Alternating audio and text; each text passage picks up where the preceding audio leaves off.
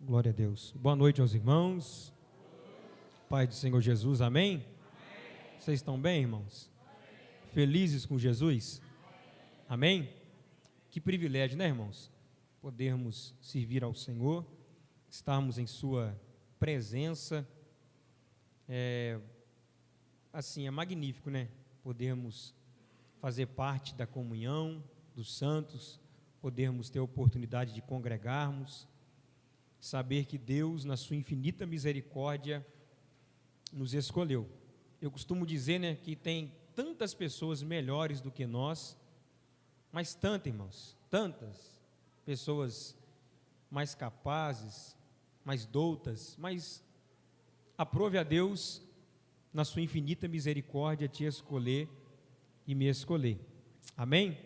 Você se considera um escolhido de Deus, irmãos? Amém? Você pode aplaudir Jesus por esse privilégio? Glória a Deus.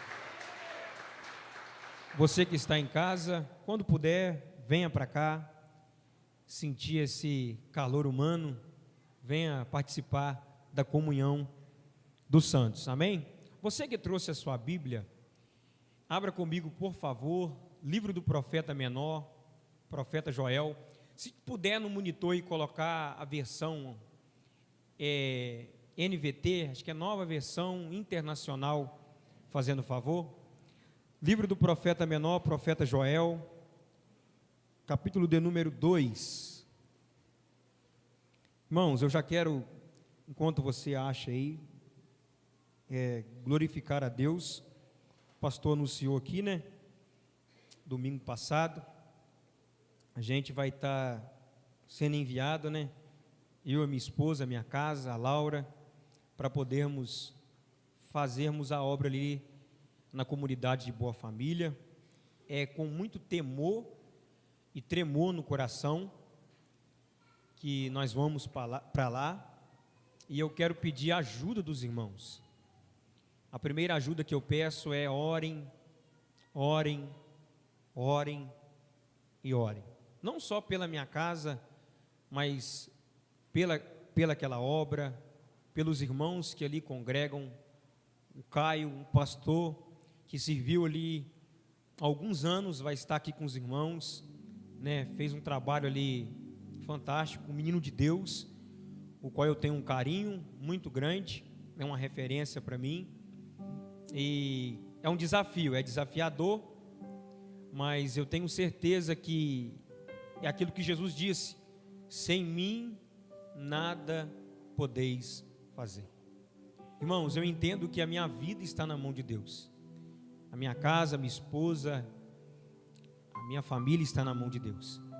E não só ajuda em oração, né? Nós vamos estar aí se programando melhor, vamos se reunir com os irmãos lá.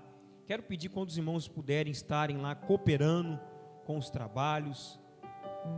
E eu tenho certeza, irmãos, que para a glória de Deus, Deus vai nos dar graça. Amém? E eu conto com todos, irmãos. Eu não conto apenas com os diáconos, com os pastores, pastor Evo, pastor Marcel. Eu conto com todos os adolescentes que estão sendo levantados por Deus aí. Eu creio que Deus vai levantar adolescentes cheios do Espírito Santo. E vocês vão para lá também, pregar, anunciar o Evangelho. Marcinho está aí, está voando. Deus quer te usar, varão. É só dar lugar na terra que Deus vai usar. Você que sente no seu coração queima de estar nos ajudando, nos procure a minha esposa, procure os pastores, que vocês serão bênção lá na vida dos irmãos também. Amém, meus irmãos? E eu conto com a ajuda de todos aí, os músicos, os instrumentistas, todos que puderem estar ali nos abençoando, será bênção. Livro do profeta menor, Joel, capítulo 2, versículo 12.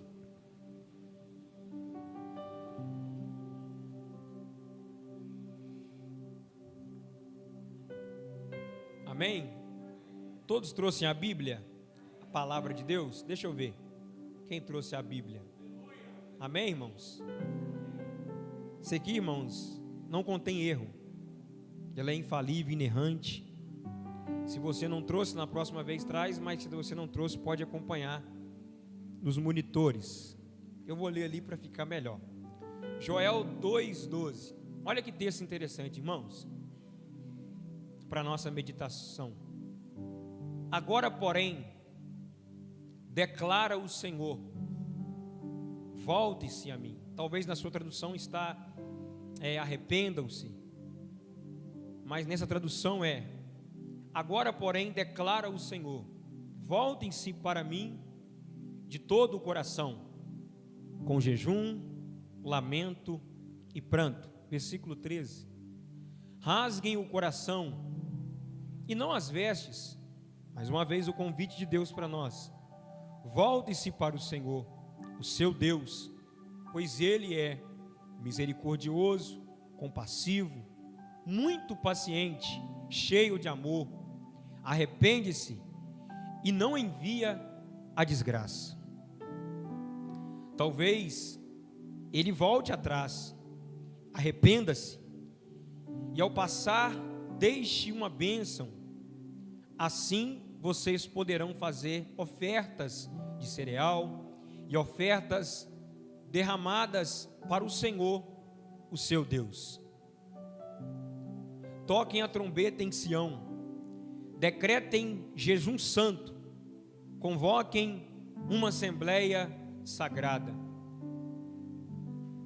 Reúnam o povo, consagrem a assembleia, ajuntem os anciões. Eu vou repetir mais uma vez o começo desse versículo. Reúnam o povo, não os pastores, não apenas os líderes, mas o povo. Consagrem a assembleia, ajuntem os anciões, reúnam as crianças, mesmo as que mamam no peito. Até os recém-casados devem deixar os seus aposentos. Que os sacerdotes que ministram perante o Senhor chorem entre o pórtico do templo e o altar, orando: poupa o teu povo, ó Senhor. Não faças da tua herança objeto de zombaria e de chacota entre as nações, porque se haveria de dizer pelos povos: onde está o Deus deles? Versículo 18, para encerrarmos a leitura bíblica. Então o Senhor mostrou zelo, algumas traduções, misericordioso, por sua terra, e teve piedade do seu povo. Amém? Meus irmãos,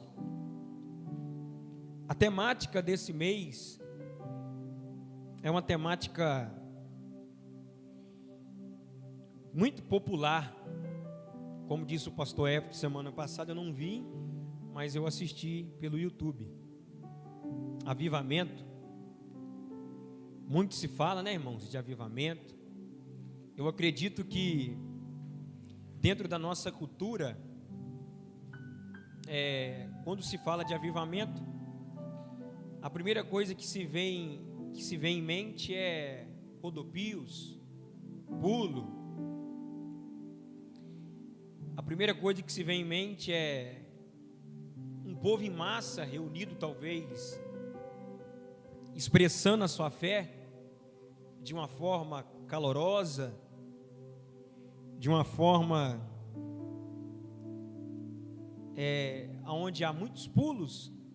Eu acho que o que se entende muito de avivamento hoje é isso, pelo fato de a maioria dos cristãos hoje no Brasil terem ou seguirem a teologia pentecostal, irmãos, e é bênção. Os pentecostais, eu sou um pentecostal, talvez os irmãos achem que não, mas eu sou um pentecostal. O pentecostalismo clássico, ele é muito lindo, irmãos. Hoje, infelizmente, o povo perdeu o que é ser pentecostal, né? Cheio de Deus, que carrega o poder do Senhor. Mas é um tema um tanto quanto muito necessário Eu acredito que seja o tema mais necessário para a igreja atual. Eu digo que seja um tema necessário pelo fato de eu acredito que a igreja há muitos anos precisa de um avivamento. E quando eu falo avivamento, irmãos, eu falo de um avivamento genuíno. Quando eu falo de avivamento, eu falo de um avivamento que vem da parte de Deus e não da parte de homens. Porque nós não temos um controle sobre o avivamento. Por exemplo, o avivamento não pode ser agendado. Eu acredito que os irmãos já devem ter visto por aí culto do avivamento, campanha do avivamento. Mentira, irmãos. Nós não somos dono da agenda para agendar um avivamento. O único que pode ter esse controle, tem esse controle, é o próprio Deus. Nós também não podemos produzir esse avivamento. É interessante que Paulo, escrevendo aos Filipenses, no capítulo 2, versículo 13, ele vai dizer: porque Deus é quem efetua em vós tanto querer como realizar, segundo a sua boa vontade. Marcos Paulo, se nós não temos o controle do avivamento, se nós não podemos produzir o avivamento, o que nós podemos fazer? Simples: preparar o caminho para o avivamento. Eu não posso agendar, mas eu posso preparar esse caminho. E quando você ler a Bíblia Sagrada, desde Gênesis ao livro do Apocalipse, ou se você for estudar a história da igreja, Deus levantou vários homens de Deus, vários avivalistas, homens cheios de Deus, tementes, homens que carregavam uma mensagem oriunda da parte de Deus. A história da igreja é repleta por homens que avivaram o seu tempo.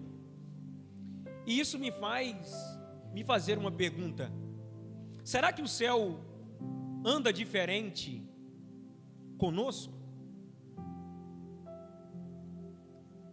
O escritor aos Hebreus vai dizer que Deus é o mesmo ontem, hoje e será eternamente.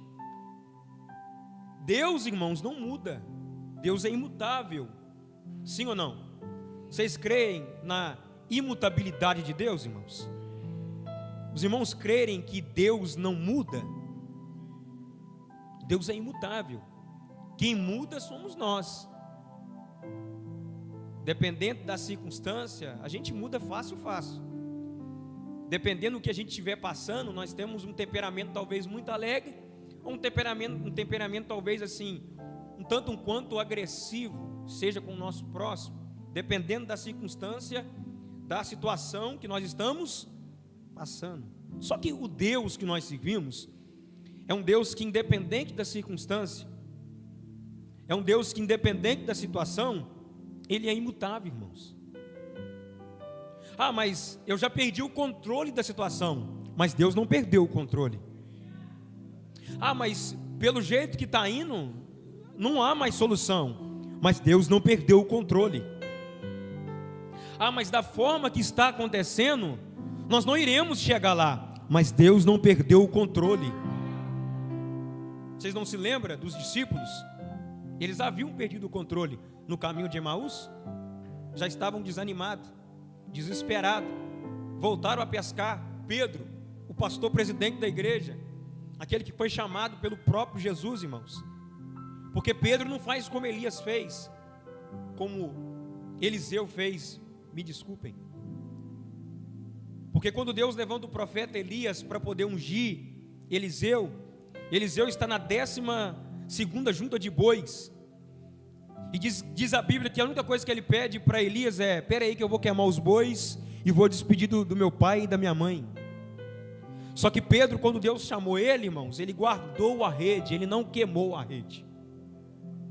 E nós precisamos entender, para que a igreja prepare, nós que somos igreja, preparar esse caminho de avivamento, irmãos, nós precisamos queimar tudo.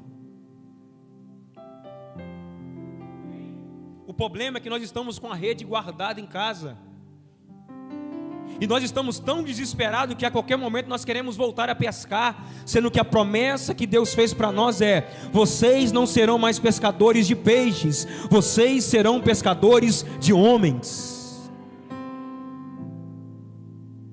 Você não se lembra de Pedro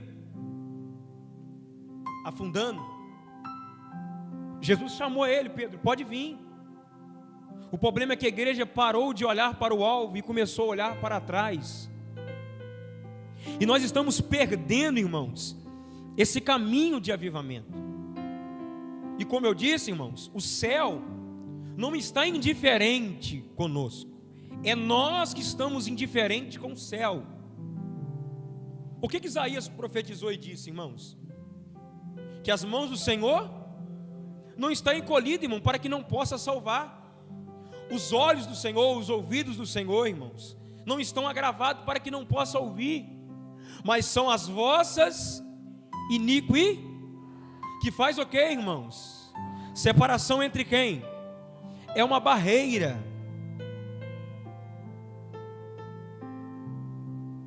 O problema não é Deus, irmãos.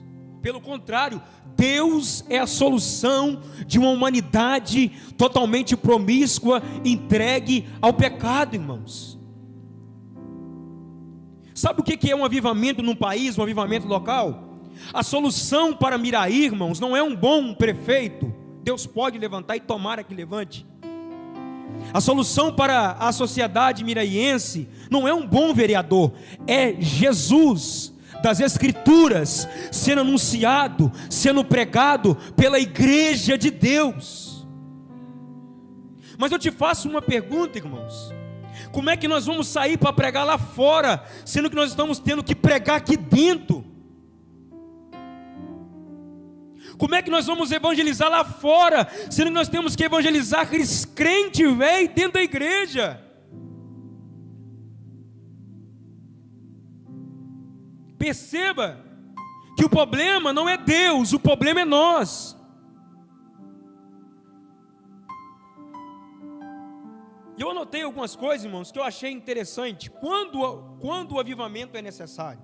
Primeiro, quando a oração deixa de ser parte vital e importante na nossa vida. Qual é o nível de oração da igreja? Igreja que somos nós. Qual é o nível de oração, a vida de oração que você tem? Segundo, quando um avivamento é necessário? Quando a busca pelo conhecimento bíblico acaba e a pessoa ou nós já se satisfazemos com o conhecimento que temos, como por exemplo, aquela pessoa egocêntrica que diz assim: eu já conheço muita coisa, eu não preciso aprender mais nada. É porque eu, Marcos Paulo, eu prego, então eu não posso ouvir o pastor Marcel pregar. Irmãos, é Deus quem usa o homem. Porque o fulano de tal está pregando, eu não posso sentar para poder ouvir. Não, isso é mentira. O conhecimento bíblico, irmãos, ele é inesgotável. A palavra de Deus, irmãos, ela é como um oceano inesgotável, irmãos. Em cada vírgula, em cada ponto, você percebe em Cristo, você encontra graça, você encontra bondade, você encontra misericórdia. E todos os dias ela se renova, e cada dia que você lê um texto vem diferente no seu coração. Deus te traz uma palavra e te levanta, te põe de pé.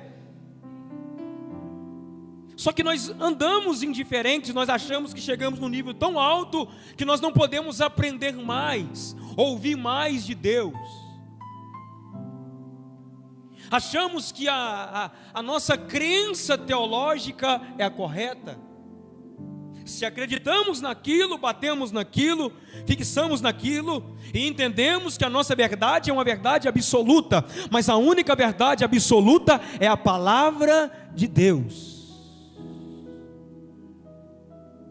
Vou repetir: a única verdade absoluta é a palavra de Deus. É por isso que a Bíblia Sagrada, a palavra de Deus, é um livro, é o nosso livro de fé, regra e prática, irmãos. E é nela que nós estamos baseados. Jesus foi bem claro em sua palavra: examinai-vos, pois, as Escrituras Sagradas, pois julgai-vos ter nela a vida eterna. Só que como é que nós vamos preparar um caminho de avivamento? Nós deixamos a Bíblia de lado, irmãos. Nós não gastamos tempo mais debruçado perante a Bíblia, chorando perante a Bíblia, lendo a Bíblia, conversando com a Bíblia. Nós não conversamos mais com a palavra de Deus, irmãos. Nós não cochichamos mais com ela. O nosso coração, irmãos, quando a gente abre a palavra de Deus, irmãos, era para queimar, mas não queima mais, irmãos. O nosso coração queima mais quando nós abrimos algo de notícia, uma revista qualquer, irmãos, mas nós não queimamos mais pela palavra de Deus. Terceiro, isso aqui é muito interessante. Quanto que nós precisamos de um avivamento, irmãos? Quando as atividades da igreja não geram mais prazer nem interesse em nós. A igreja precisa de um avivamento, irmãos, porque não há mais prazer no povo de Deus em trabalhar, irmãos. Mas eu não preciso dar obras para ser salvos. Legal, irmãos, eu entendo que nós somos totalmente justificados pela fé em Cristo Jesus. Mas se você foi alcançado pela justificação, pela fé em Cristo Jesus, você terá no mínimo o desejo de fazer algo para Deus. Vocês querem ver? Um grande teólogo, esse aqui, ele é famoso, João Calvino, calvinista. Ele é o próprio Calvino, ele não é calvinista, é o próprio Calvino. Tem uma frase dele que eu achei fantástica, e ele disse o seguinte: se você acha que pode receber Cristo para justificação, sem recebê-lo para santificação, você divide Cristo. Porque nós nos apegamos tanto, irmãos, nisso. Aí a gente vira e fala: então não vou fazer nada mais. Irmãos, mas eu fico me perguntando, eu fui alcançado por Cristo, sim ou não, irmãos? Mas quem foi lá pregar um dia o evangelho para a minha vida? Foi anjo? Foi serafins? Pastor Hefter é quase um anjo, está quase chegando lá. Irmãos, foi o pastor Hefter, irmãos. Eu já contei isso aqui no dia de carnaval, estava doido, para lá de Bagdá. Aí a gente cria um pouco de maturidade a mais. Irmãos, a gente não queima mais de falar de Jesus para as pessoas. Eu lembro que uns anos atrás, eu não podia passar no escolate, irmãos, porque se eu passasse no escolate, eu tinha que parar para orar para alguém, irmãos. Aí teve um dia desse que eu fui jogar o lixo lá em cima, no Ninho da Águia, lá onde que eu moro. Apareceu uma mulher, irmão, do barranco, do nada, fazendo assim para mim. Aí eu falei: meu Deus, deve ser demônio. Eu falei: eu vou fazer de bobo. Aí a mulher começou a acenar e começou a me gritar: Marcos Paulo. Eu falei: oi, minha filha, ora por mim, estou precisando de oração, vamos lá em casa orar por mim. Aí ela virou e falou assim, de longe, irmãos, porque tem um negócio lá em casa que está assim. Eu falei: é demônio, misericórdia. Aí eu olhei assim, eu falei: não tem escape, né, velho? Então eu vou ter que ir. Irmãos, isso é muito sério. Teve uns anos atrás, pastor, que eu ficava procurando pessoas para me orar. Você entende isso, irmãos? Eu ficava pela cidade oferecendo visita, irmãos. As pessoas não pediam visita. Você lembra dessa igreja que oferecia visita? Hoje, irmãos, as pessoas estão implorando por Cristo lá fora. As pessoas estão implorando: me ajude. As pessoas estão, irmãos, quase se jogando no chão: me socorre. E nós estamos indiferentes, irmãos, porque nós não temos mais prazer no trabalho, nós não temos mais prazer em fazer algo na igreja. Se tem uma célula, nós não queremos ir. Se tem um culto, não queremos ir. Se tem uma oração, o problema é o horário. Aí muda o horário, não vai. Aí passa para de manhã, não vai. Passa para a noite, não vai. Passa para a tarde, não vai. Nós não queremos mais Deus. Quarta, quando nós precisamos de um avivamento? Quando os esportes, a recreação, o entretenimento dominam a maior parte da nossa vida, em vez das coisas espirituais. O que mais domina o tempo da minha vida, irmãos? São entretenimento, são esportes, são coisas passageiras ou são coisas eternas? Jesus disse em sua palavra: aonde estiver o teu coração, ali também estará o teu tesouro. A igreja gasta mais tempo com entretenimento, a igreja gasta mais tempo com brincadeira, em vez de ganhar tempo com coisas espirituais.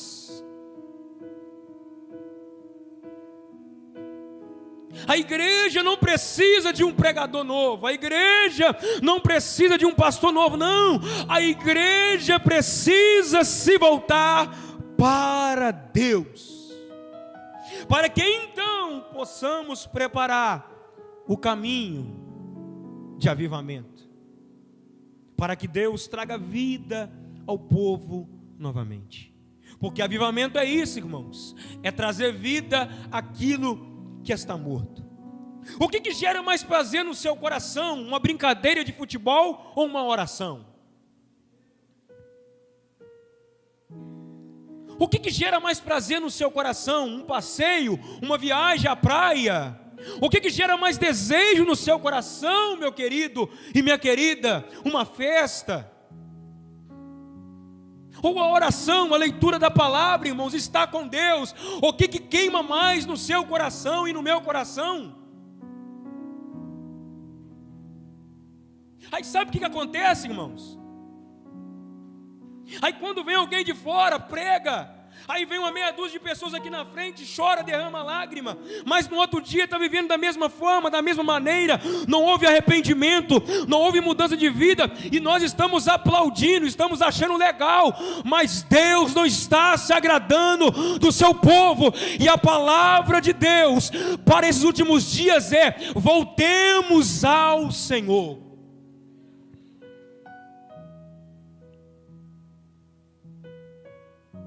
Temos mais prazeres, irmãos, nos esportes do que em Deus. Temos mais prazer, irmãos, num jogo de futebol, no nosso time em Deus, irmãos. O Flamengo coloca mais calor no nosso coração do que o próprio Deus. Quinto, quanto que nós precisamos de um avivamento? Quando os pecados que cometemos são praticados sem que nós tenhamos peso na consciência, ou seja, vergonha na cara. Quinto, quando os pecados que cometemos são praticados sem que nós tenhamos peso na consciência. Salmo 7, versículo 11, diz o seguinte: Deus é um juiz justo, um Deus que sente indignação todos os dias. Irmãos, nós estamos brincando com o pecado. Quando você tiver uma oportunidade, lê 1 Coríntios capítulo 5.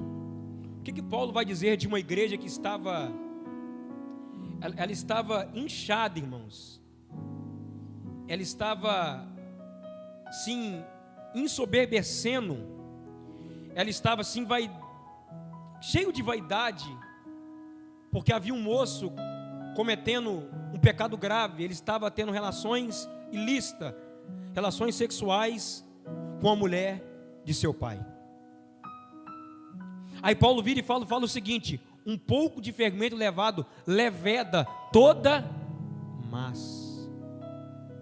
O pecado que nós cometemos quando nós saímos daqui, irmãos, não causa mais peso na nossa consciência. Os vídeos que você acessa que não agrada a Deus não causa mais peso na sua consciência. As coisas que nós postamos que não agrada a Deus, fotos imorais, fotos sensuais, não causa mais peso na nossa consciência.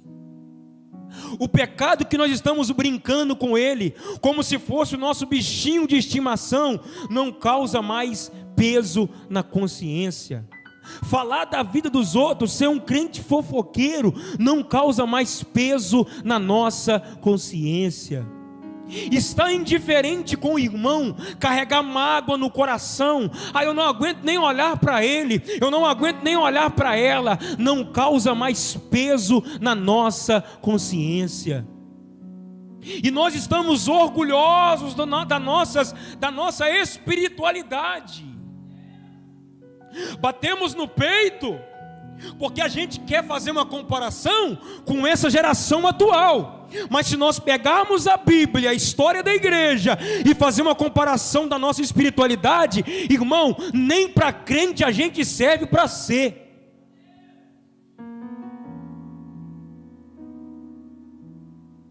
É muito sério, irmãos. Coloca por favor Joel capítulo 2, versículo 13. E aqui eu começo a pregar e caminho para o final, irmãos. Joel 2, 12, fazendo favor, desculpa. Irmãos, olha que texto fantástico. Versículo 12 do capítulo 2 do livro do profeta Joel. Agora, porém, declara o Senhor: volte-se para quem, irmãos? Para mim, de todo o coração, com jejum, lamento e pranto. Irmãos, o contexto aqui do livro do profeta Joel era um contexto muito difícil.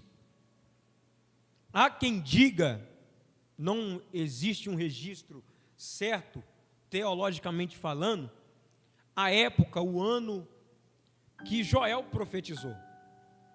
Mas analisando o contexto do livro do profeta Joel, dá-se a entender que Joel profetizou após o cativeiro babilônico. Um período, uma época onde Tiro, Sidom e a Filistia estavam atacando o povo de Israel por diversas vezes. Se você for analisar o livro do profeta Joel, havia secas, os gafanhotos estavam atacando a terra, a agricultura, ou seja, havia uma crise muito grande estabelecida naquele período. Mas uma coisa que me chamou a atenção, pastor Marcel, que difere dos outros profetas, é que Joel no seu livro não trata um pecado específico, ou seja, Joel não traz um pecado específico e fala, vocês precisam se arrepender porque vocês estão cometendo um pecado tal. Não. Mas analisando o contexto do livro do profeta Joel, nós vemos o juízo de Deus sendo manifestado. Há quem diga também que esse livro seja um livro atemporal. Atemporal porque se aplica nos dias atuais. Por exemplo, se você ler o capítulo 1, você vai ver Deus trazendo um juízo severo. E esse juízo, ele se parece muito com o juízo de Mateus capítulo 24.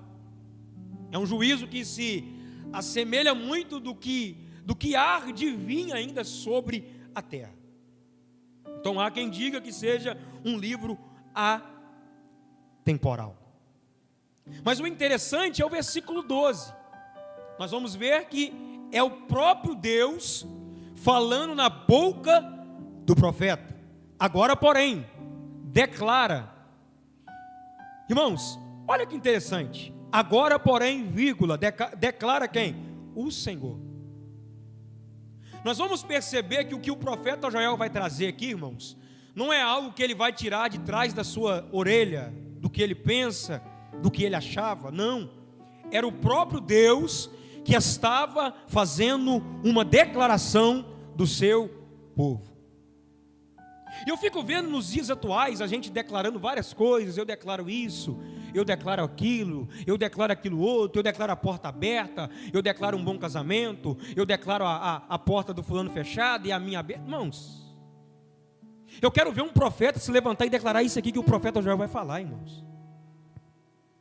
Porque esse é o avivamento que nós precisamos.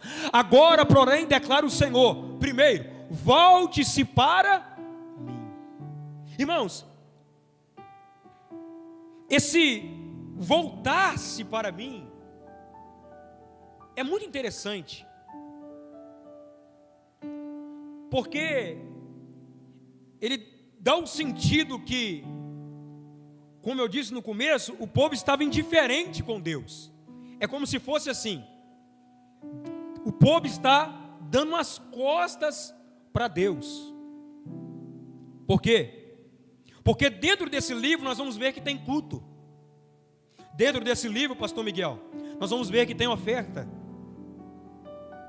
Dentro desse livro nós vamos ver que tem homens, mulheres, crianças, sacerdotes, levitas, rasgando as vestes, mas não estão rasgando o coração. Ou seja, era um teatro, não era um culto a Deus.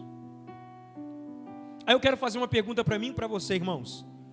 O que nós fazemos aqui, quinta e domingo, é culto ou teatro?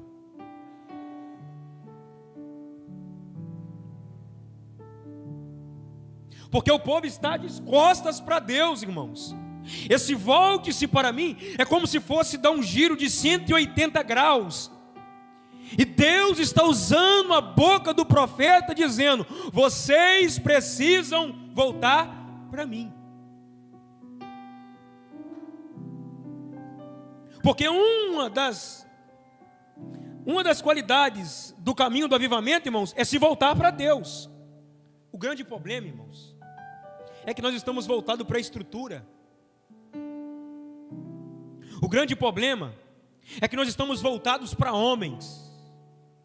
O grande problema, irmãos, é que nós estamos voltados para talentos, para os dons espirituais. O grande problema é que nós estamos voltados, nós estamos tão assim, fascinados, irmãos, com o dinheiro. Nós estamos tão fascinados com o teatro que nós estamos apresentando, e parece que está bom, mas não está bom, irmãos. Nós estamos tão indiferentes com o céu que nós não conseguimos mais ouvir a voz do Espírito Santo. É aquilo que Deus disse lá no livro de Apocalipse às 7 igrejas, irmãos, menores da Ásia. Porque o Espírito Santo diz à igreja. A igreja precisa se voltar para Deus. Era o próprio Deus falando na boca do profeta. Deus estava revelando o segredo do coração daquele povo, irmãos. O povo tinha sacerdote, o povo tinha pastores, o povo tinha culto, o povo tinha uma piedade falsificada, uma piedade teatral, porque o povo estava dando as costas para Deus, irmãos.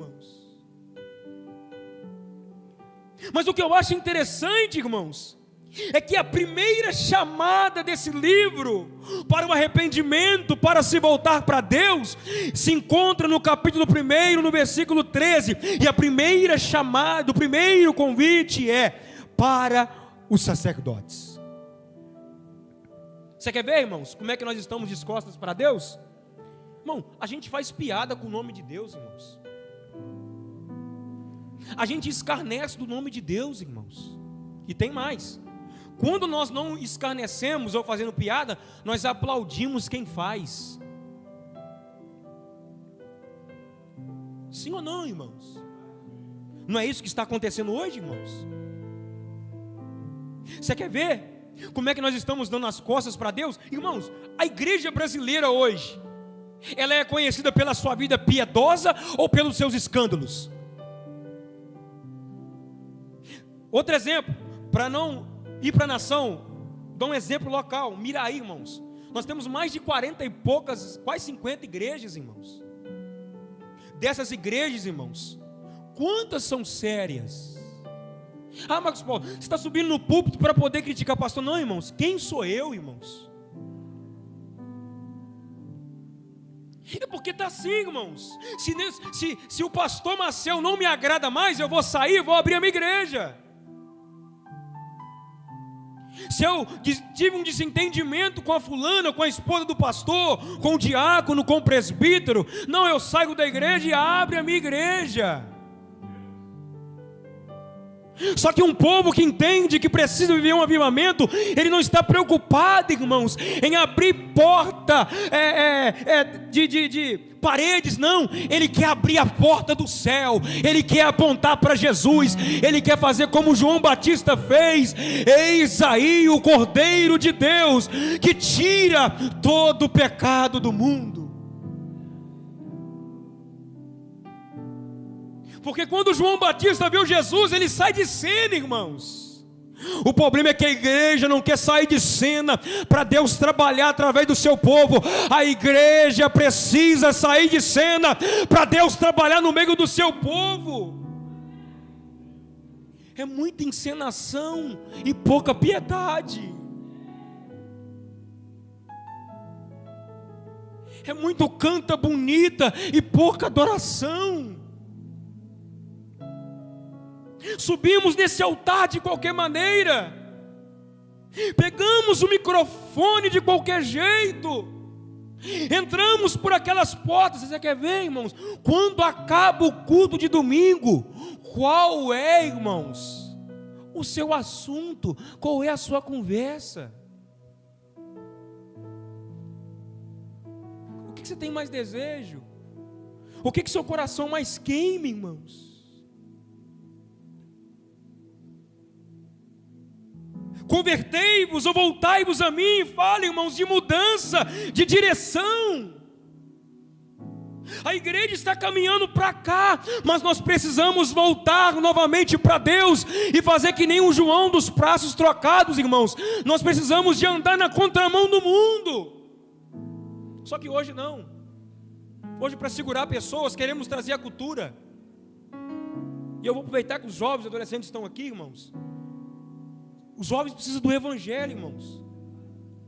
Irmãos, eu leio a Bíblia, eu fico vendo lá na Babilônia, Deus levantando jovens, irmãos. Eu não vejo Deus tendo que dar jeitinho para segurar Daniel na presença dele. Eu não vejo na Bíblia Deus dando jeitinho para segurar Misael, Ananias, Azarias. Irmãos, quando Paulo escreve a sua segunda carta a Timóteo, irmãos, Paulo está sentenciado à morte.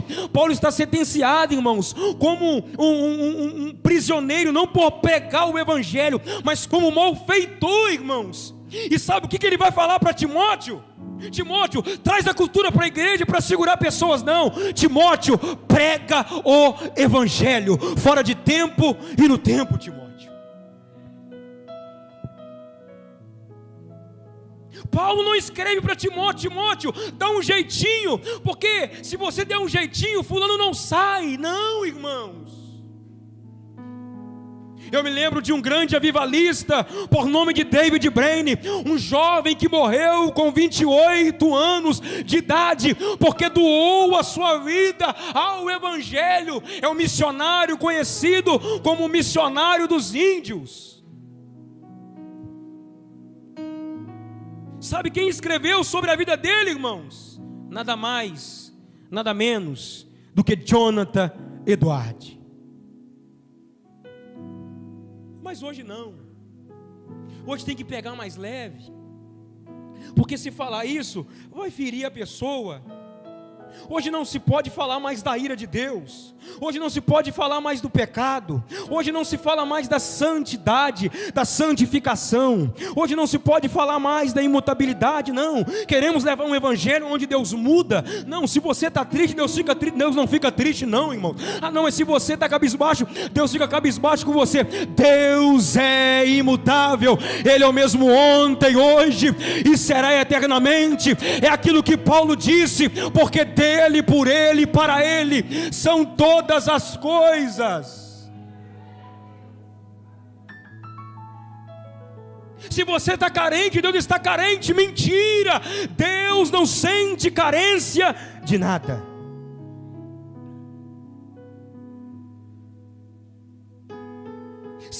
irmãos, que não estamos aqui fazendo tudo, mas não estamos de costas para Deus? Será que nós não estamos aqui, irmãos, de quinta, domingo e terça-feira na célula, mas nós não estamos indiferentes com os céus? Porque brincamos com o pecado? Vamos prosseguir o versículo, irmãos. E o versículo continua: declara o Senhor. Não, o mesmo versículo 12, fazendo favor. Declara o Senhor, era o próprio Deus falando na boca do profeta. Volte-se para mim. Era um convite de Deus, dizendo: volte-se para mim, mudem de direção. Aí ele continua: volte-se para mim de todo. Irmãos, é de verdade, não é de teatro. De todo o coração, de todo um homem interior. Porque, irmãos, muitas das vezes nós estamos aqui, só que a gente fica tão assim, desapercebido, irmãos, e isso vira normal. E isso não é ser legalista, irmãos. Mas, irmãos, uma vez ou outra é legal, mas todo culto, irmão, fica doido para o culto acabar. Todo culto, irmãos, fica pensando no que vai comer depois. Uma vez ou outra, tudo bem. Às vezes você vem correndo, não deu tempo de jantar, que nem eu. Mas todo culto, não. Final de semana eu lanchei X tudo. Esse final de semana eu vou lanchar isso, pizza.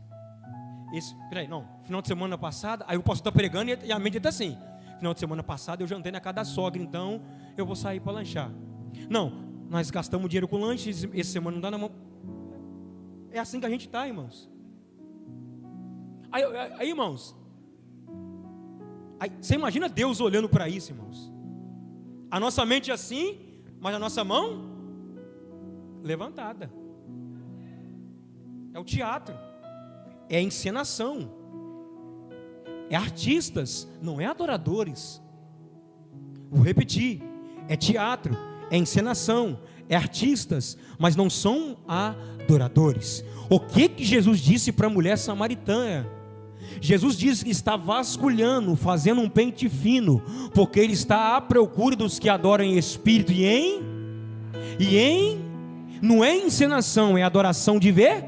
E adoração de verdade não é aquela que é bonita, é aquela que flui de dentro para fora.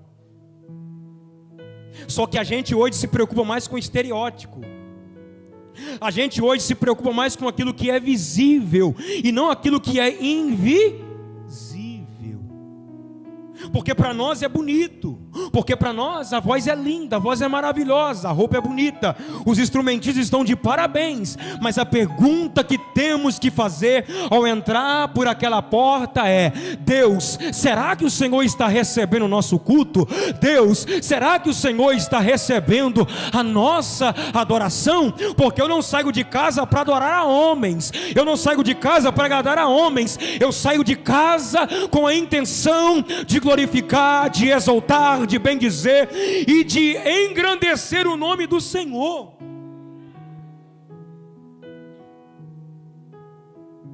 Não é só de aparência. Segundo, de todo o coração, vírgula, com jejum. Irmãos, jejum fala de se humilhar-se na presença de Deus. E quantos de nós, irmãos, somos soberbos demais? Quantos de nós, irmãos, entramos perante a presença de Deus com o nariz em pé, achando que somos alguma coisa? Quantos de nós, irmãos, entramos, irmãos, com o coração cheio de vaidade?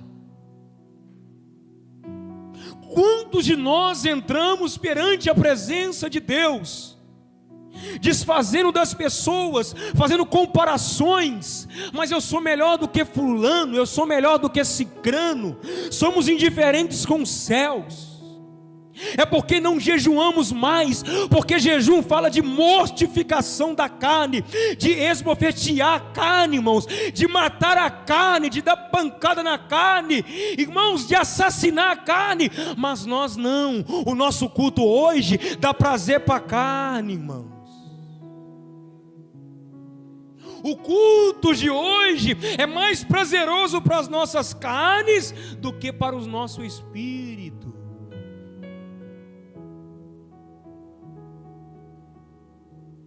É só olhar, irmãos, o que estamos fazendo. É só você olhar aí o que está acontecendo, o tipo de mensagem que nós preferimos ouvir.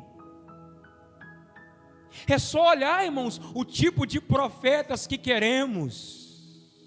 Porque nós não queremos um profeta que feche o céu, nós queremos um profeta que abre o céu. Porque Elias, quando apareceu profetizando, ele disse: assim diz o Senhor, que segundo a minha palavra não haverá chuva. Irmãos, Elias fechou o céu e não abriu o céu. Irmãos, Deus vai levantar profetas que fecham o céu, irmãos. Porque naquela época, naquele contexto, o que o povo precisava não era de céu aberto, era de céu fechado, irmãos. O povo estava longe de Deus, brincando com Deus, com a santidade de Deus, brincando com o pecado, irmãos. Elias falou: até quando vocês vão cochear em dois pensamentos? Porque de dia vocês adoram o Deus de Israel, mas à noite vocês vão se prostituir com os deuses estranhos, com os deuses de Jezabel e o rei Acabe. É isso que está acontecendo, irmãos.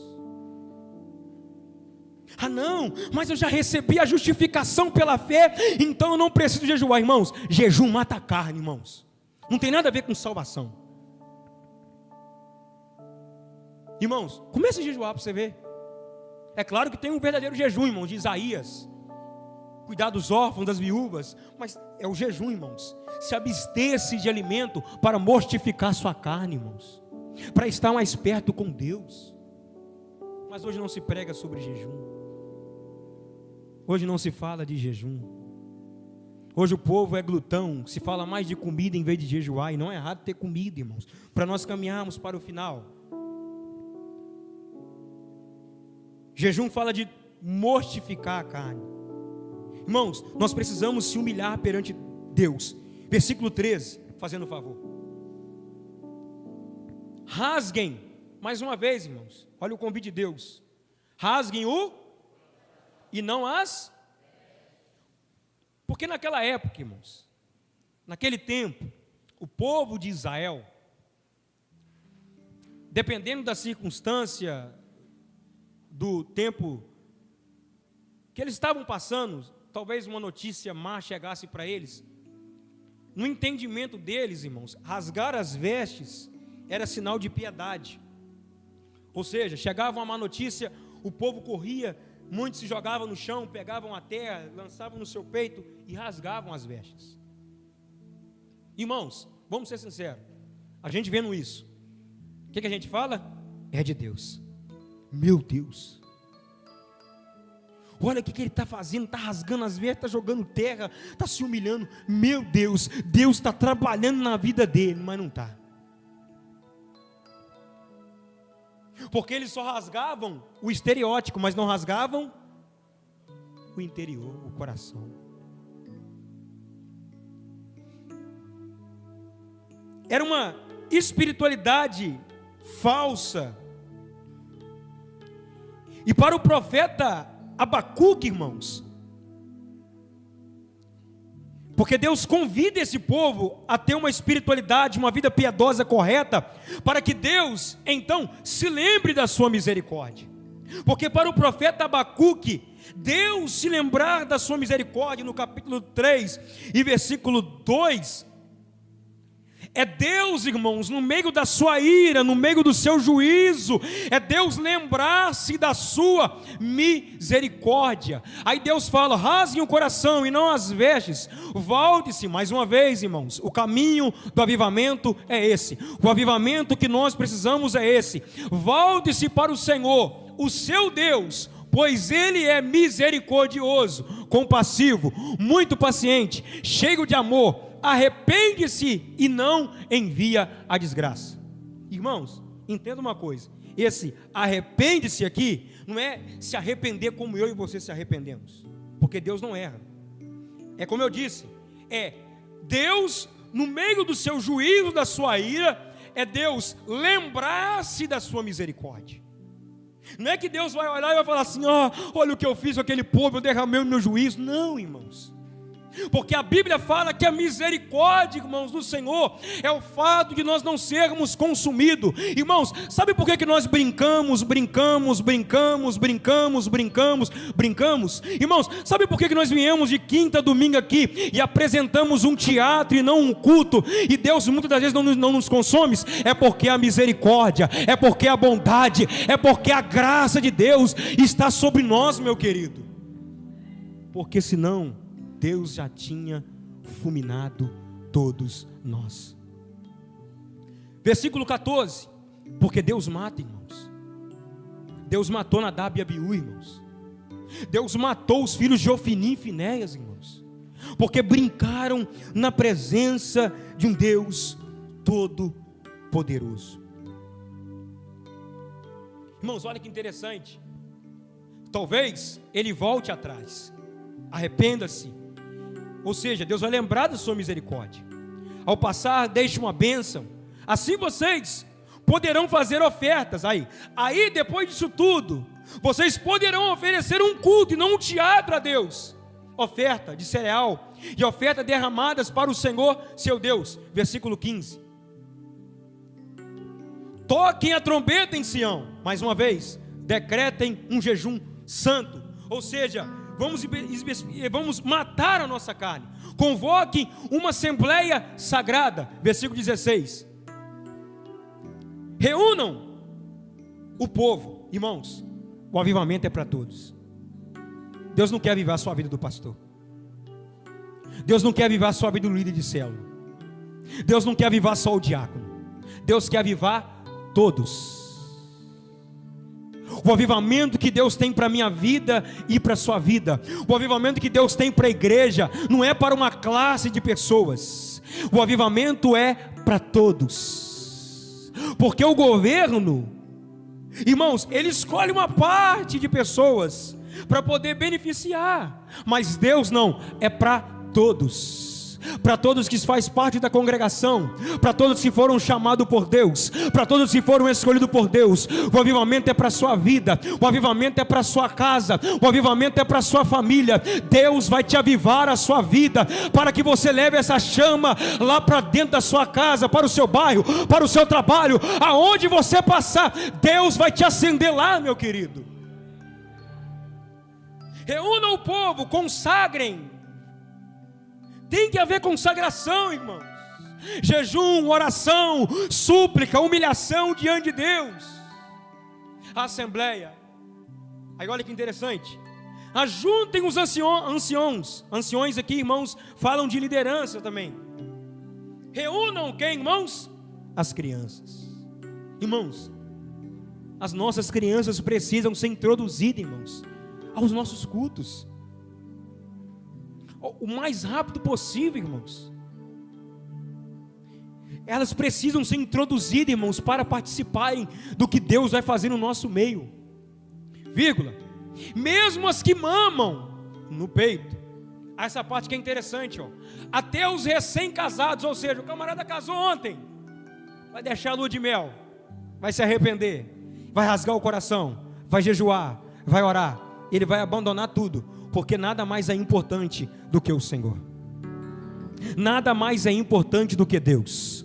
A sua família não pode ser mais importante do que Deus. O seu trabalho não pode ser mais importante do que Deus. O seu dinheiro não pode ser mais importante do que Deus. Os seus filhos não podem ser mais importantes do que Deus. A sua empresa não pode ser mais importante do que Deus. Ei, o seu entretenimento não pode ser mais importante do que Deus. O time de futebol que você torce não pode ser mais importante do que o próprio Deus. Versículo 17. Que os sacerdotes, os pastores, irmãos, os que ministram no altar, que ministram perante o Senhor, chorem. Irmãos, será que tem choro hoje? Entre o pórtico do templo e o altar, orando. Poupa o teu povo, ó Senhor. Não faças da tua herança objeto de zombaria e de chacota entre as nações. porque se haveria de dizer pelos povos: onde está o Deus deles? É por isso aqui, irmãos, que existe mais chacota em cima da igreja. Sabe por quê? Porque o povo que está lá fora está perguntando: onde está o Deus deles? Porque tem tanta gente brincando, mas aonde está esse Deus? Versículo 18. Então o Senhor mostrou zelo por sua terra e teve misericórdia do seu povo. Irmãos, quando que Deus se mostrou misericordioso por nós? Lá na cruz. Fica sobre os seus pés. Aí o profeta Joel vai encerrar esse livro no capítulo 3, versículo 14. Você põe para mim, Vina, fazendo um favor? Capítulo 3, versículo 14. Multidões no vale da decisão, pois o dia do Senhor está próximo, no vale da decisão. Seu dia, irmão, hoje pode ser seu último dia, eu não sei, pode ser o meu. Mas essa pergunta aqui, irmãos, é por isso que eu disse que é um livro atemporal, porque isso aqui se aplica hoje. O povo está indiferente, multidões. O povo está indeciso se adora a Deus ou se adora a Baal. O povo está indeciso se adora a Deus ou se adora o dinheiro. O povo está indeciso se adora a Deus ou se adora a sua família, porque o ídolo do nosso coração, muitas das vezes, irmãos, é a nossa casa, é a nossa família, é o entretenimento, é tantas coisas, irmãos. E Deus está perguntando para mim e para você: multidões no vale da decisão, pois o dia do Senhor está próximo, ou seja, Jesus virá. Você queira ou não, você acredite ou não, você busque ou não, você volte-se para Deus ou não, Jesus virá. E aonde que a misericórdia dele se manifestou? Lá na cruz, Jesus. A ira de Deus, o juízo de Deus, que estava para vir sobre nós, foi implacado através do sacrifício do seu Filho amado. Tamanha gravidade, irmãos, era como se fosse um meteoro que viesse para nossas cabeças, irmãos. É a ira de Deus. Só que a pergunta para nós é: multidões no vale da decisão. Volte-se. O tempo é de voltar para Deus. Esqueça a estrutura, esqueça a beleza.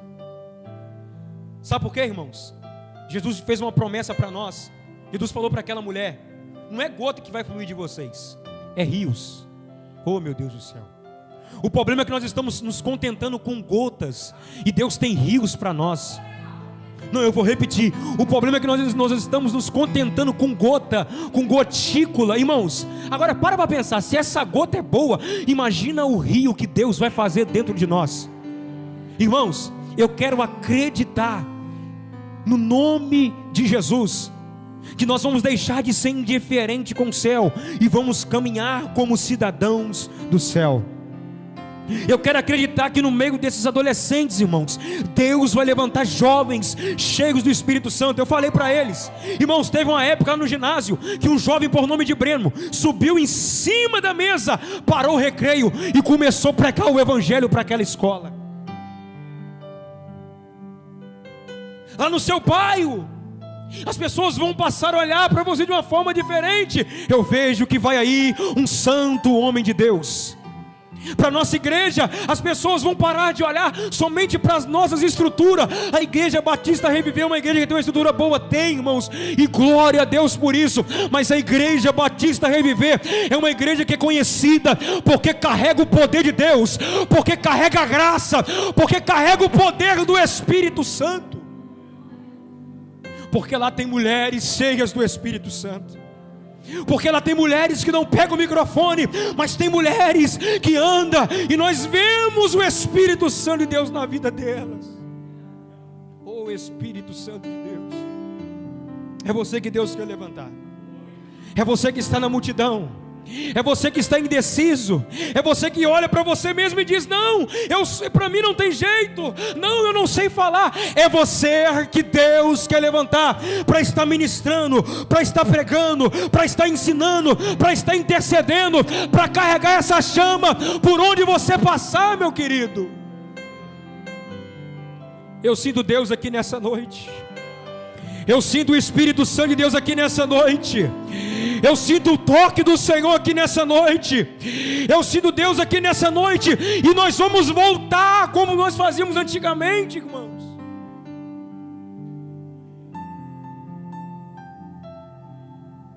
Porque quando você se voltar para Deus, muitos vão dizer: para que isso tudo?